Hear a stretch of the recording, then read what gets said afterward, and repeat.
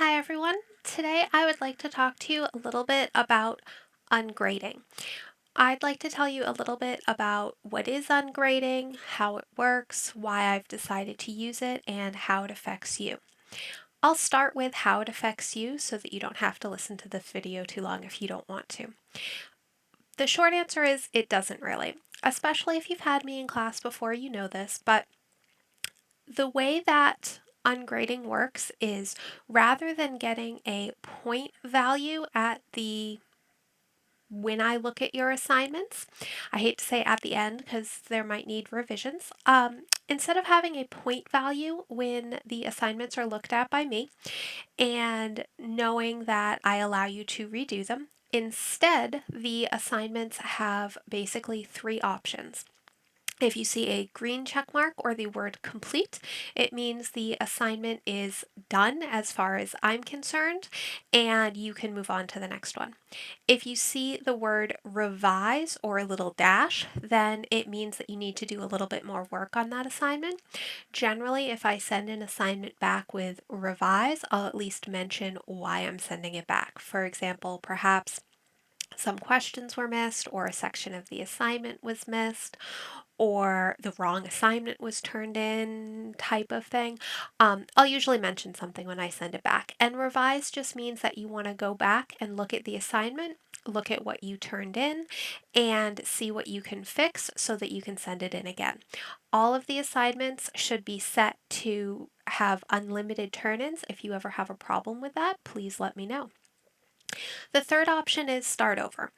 It's possible that something went really wrong with the assignment. Potentially a blank assignment was turned in, or the assignment was so confusing that when I tried to look at it, I couldn't figure out.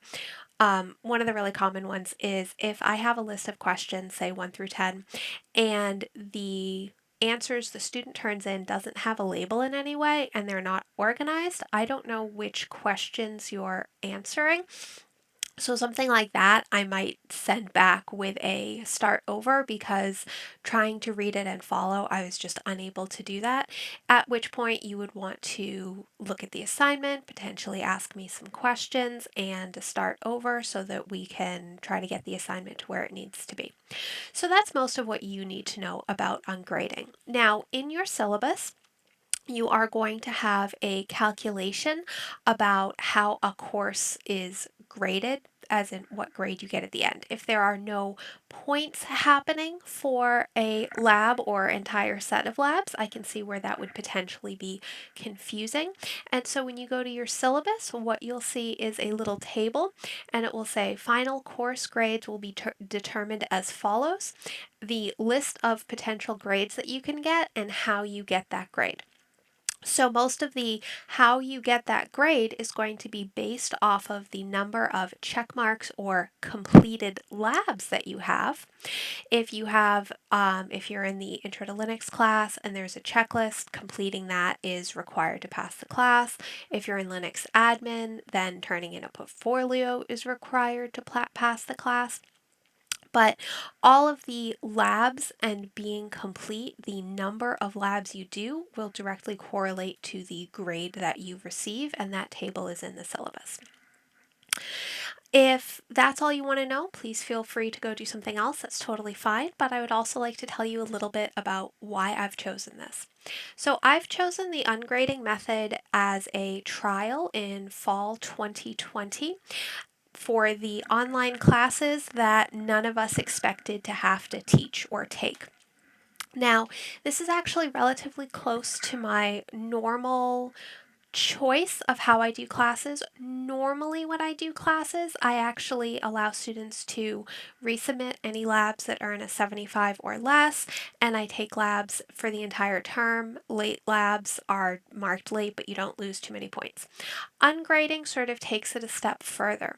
So rather than having a point value associated, it's is this adequate? Is this complete? Do I think that you have understood everything that I want you to?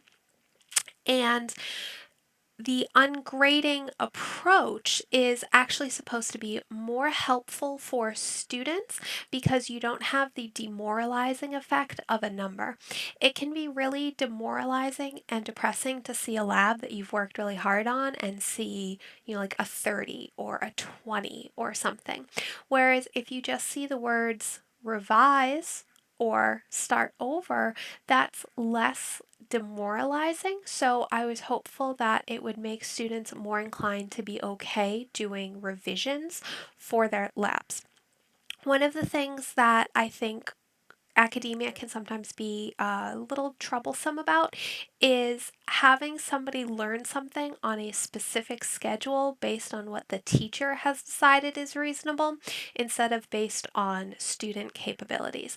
There are going to be some weeks that are just not going to click for you for whatever reason. And this approach will give you the ability to spend a little bit more time on those weeks. For the weeks that do click and you understand them and you're able to zip right through them, then this is still fine for that because you can still turn stuff in as you like. But this approach gives you a little bit more flexibility to deal with the weeks that maybe are more of a struggle for you. I also personally feel that as a college professor, this would be different if I was a K through 12 teacher, but as a college professor, I have the fundamental assumption that you are an adult and some level of responsible, and you are here because you want to be here and you want to learn and you want to get a good job and you want to get a good career. And I am here to help facilitate you with that. I'm not here as a punishment or a taskmaster or anything.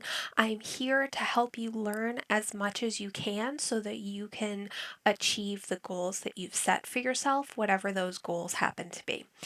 And if by giving you a little bit more time during semester, giving you more ability to turn in labs later or on different time frames and potentially make the lab work a little bit less stressful, this is one of the things that I want to try to see if this is helpful for you.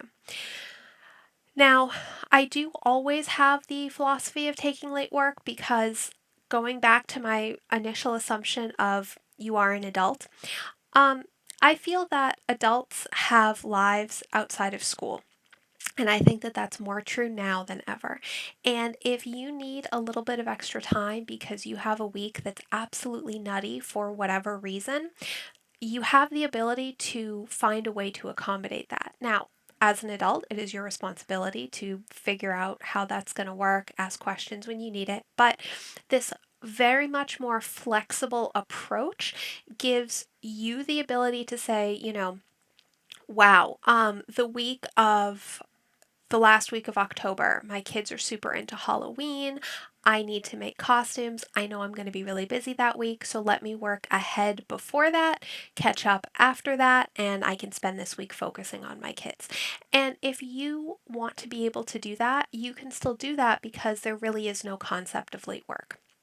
This is, however, a double edged sword in that it can be very easy to procrastinate and get to the end of semester and have nothing done. Now, I know that it is very tempting to leave things for later. And I know that in some cases that is a reasonable option. However, I will tell you for my classes, it's really not. There is no way to get all of my work done in the last week. It's literally physically not enough hours, if not possible. So, it is important that you are paying attention to the amount of work that you have finished, what you've learned, the time that you've spent, and the ungrading approach means that hopefully we can have more of a discussion to figure out what you know, what you don't know, and what you could use a little bit more support on. So, hopefully, this gives you a little bit of insight as to why I'm trying ungrading in two of my classes. As always, if you have any questions, problems, or if you would like to give me feedback, I love feedback, please let me know. Do you love ungrading? Do you hate ungrading? Are you really nervous for starting a semester with ungrading? If this is the end of semester, did you love it? Did you hate it? Would you recommend I keep doing it? Should I toss the whole thing out? Please let me know. I love to hear feedback and I love to hear what students think of the things that I'm trying because sometimes they work, sometimes they don't, and I want to make sure that I'm doing my best to support you. As always, if you have questions, please email me, let me know, and I hope you're all doing well.